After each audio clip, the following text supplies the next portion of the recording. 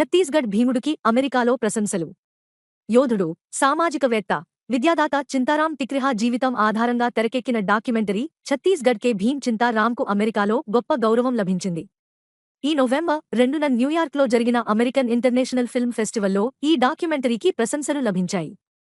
నగరంలోని స్టేటన్ ఐలాండ్లో గల centre for the arts performing థియేటర్లో దీన్ని ప్రదర్శించగా ప్రేక్షకులు నిలబడి కరతాళ ధ్వనులు చేశారు. యువ దర్శకుడు ఎస్. అంశు దురంధర్ ఈ డాక్యుమెంటరీని తెరకెక్కించారు. 154 దేశాల నుంచి 2974 చిత్రాలు పోటీపడగా ఎంపిక చేసిన కొన్నింటిని మాత్రమే ప్రదర్శించారు. భారత్ నుంచి 8 సినిమాలు స్క్రీనింగుకు ఎంపికవగా అందులో ఛత్తీస్గఢ్ కే భీమ్ ఒకటి. ఛత్తీస్గఢ్లోని జాంజ్ చాంపా జిల్లా బుడ్గహాన్లో చింతారాం తిక్రిహా 1880లో జన్మించారు. సమాజంలోని ఏ వర్గం ఆకలితో ఉన్నా సంపన్నులు సంతోషంగా ఉండలేరని చింతారాం నమ్మారు.